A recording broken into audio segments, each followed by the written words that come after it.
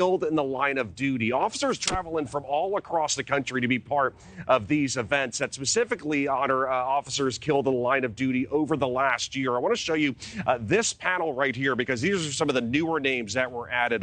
Officer Christopher Fitzgerald, he died last year as a member of the Temple University Police Department in Philadelphia. He died while chasing after suspects believed to be tied to a string of robberies. But Nick, not too far from where we're standing on Capitol Hill, we're also expecting votes this week on a number of proposals that House Republicans say come in response to National Police Week. One of those measures includes voting on condemning the use of the word defunding the police, the phrase defund the police, which became very popular and surged in use during the George Floyd protests in 2020.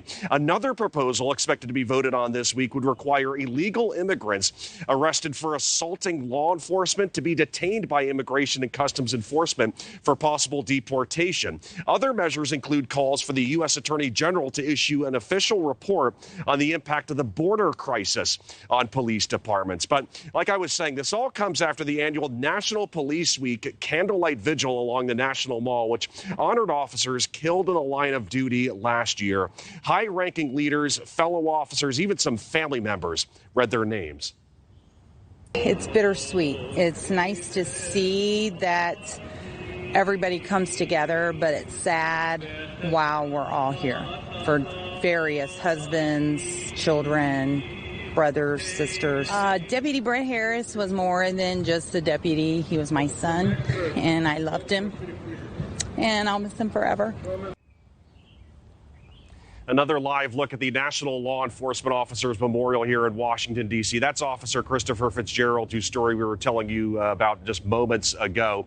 As part of the special events happening this week, later this evening, actually, at the Capitol, House Speaker Mike Johnson plans to hold a vigil in honor of officers killed in the line of duty. Nick? Tom Dempsey live at the memorial. Tom, thank you so much. Let's talk now with National President of the Fraternal Order of Police, Patrick Yoes. Patrick, an alarming number of incidents this year of officers killed in the line of duty, including an Ohio officer who was just ambushed just days ago. What do you believe is driving all of this? Well, first, let me bring these numbers home for you. Last year, there were 378 officers that were shot in the line of duty. Of that, 138 were shot in 115 separate ambush attacks. This year alone, as of May 1st, there have been 136 officers and 20 deaths from gunfire, from attacks on officers. 34 officers have been hurt in 26 separate ambush attacks.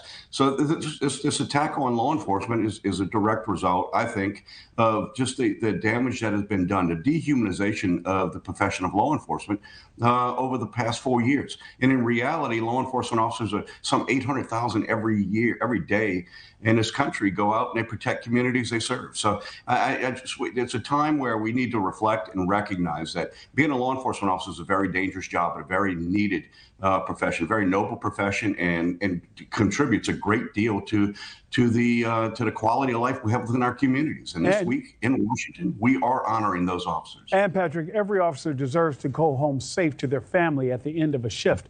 A number of police departments across the country are warning about historic and even catastrophic staffing shortages that are even impacting response times. How much of an issue is this becoming across America? So if you look at law enforcement officers, the vast majority of people who picked this profession were invited in by other law enforcement officers. They recognized the qualities they had and saw them as the next wave of law enforcement to help develop in law enforcement. Law enforcement is constantly evolving along with our communities as well. It's what our system is structured. The problem is over the last 3-4 years, our law enforcement officers haven't not really felt like they were appreciated or supported within our own agency. So we do see that changing. We see this the rhetoric and the dehumanization of law enforcement that happened at a height just a few years ago. That is now subsiding. Law enforcement officers are doing their job. They're inviting people to come back, but it's going to take a while before we fix the staffing crisis. We've created an existential crisis that is going to affect our profession and our ability to be able to police effectively for quite quite some time. Patrick, I spent more than 10 years working closely with the Oakland Police Department out in Oakland, California, and I know that they changed recruitment efforts. How has the recruitment process changed in recent years, especially recently with the staffing shortages affecting police departments nationwide? Some departments like Philadelphia, and they're lowering fitness standards for new recruits. Do you see that as a necessary tool to boost recruit, or is it potentially risky? I absolutely do not see that as a viable option. You're asking law enforcement officers to be very professional and do a very demanding job. We're ordinary people who do called upon to do some extraordinary things at times. And lowering our standards of the judgment of officers needed to be able to process and do so in a way that is going to effectively affect our, to impact our communities. I think it takes a certain quality skill set and a certain quality of an individual. And lowering standards, look, we've been down this road before. And if you look back historically, we've lowered standards and we deal with the same crisis that we've done each one of these times. And I suspect that this is not going to be any different. I've seen many versions of the Titanic movie, but they all end the same. As lowering standards is not going to be a good move for law enforcement in the long run. And Patrick, it's also important to remember that there's no such thing as a routine day in law enforcement, because each day the men and women in blue put their lives at risk for our safety. Patrick Yoes, thank you so much for joining us this morning. Thank you. The man charged in the murders of 4 University of Idaho students will be in court today. A year and a half after those students were killed, with no trial date set, will this week's hearings get Brian Kohlberger closer to being before a jury? And newly released surveillance video showing the tragic moment this Tesla crashes into a power pole and a building where residents